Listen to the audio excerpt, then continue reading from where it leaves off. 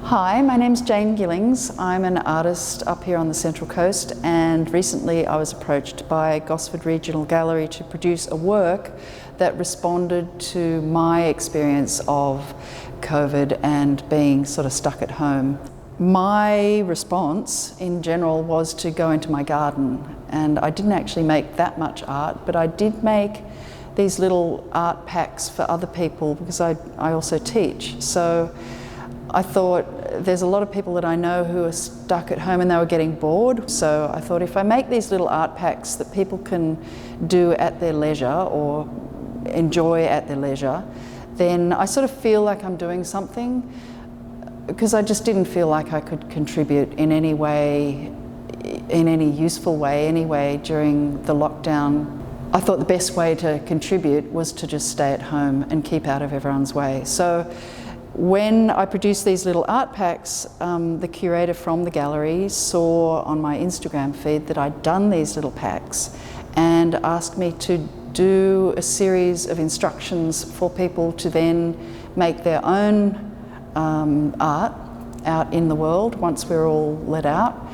And so this was what I came up with, which is basically to produce a mandala, which can be anything really, but it's generally speaking, it's a little circle that a lot of cultures use to meditate on, I guess, and you can make it out of anything you like. And so my mandalas, I'm suggesting that people go out into nature, which is very healing, and find some materials to make their own mandala and then hopefully share it with everybody else. These are my instructions.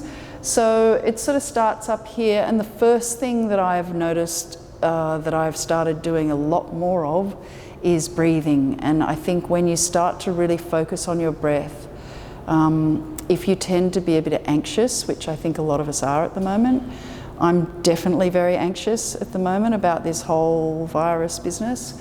And so I practice doing a lot more breathing and just slowing down my breath. And so to start this particular activity, it's really good to just get in the zone by breathing. And then I've suggested that you collect some natural materials, and as humans we collect things naturally. Well, I do anyway. We collect shells off the beach, or we collect stones or leaves that we find, or feathers. So we're sort of drawn to collecting natural materials. So collect a whole bunch of them, and then find a nice spot, and it can be indoors or outdoors. It doesn't even have to be natural materials. It can be all sorts of things that you have around the house.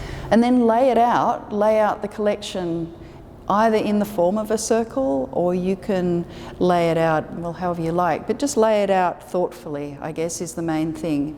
And you find that when you do that, you automatically become really relaxed, and you get kind of in this really beautiful right brain zone, which doesn't really care too much about anything except for making something beautiful. So as you go, I want you to, this is very important, to admire what you've done.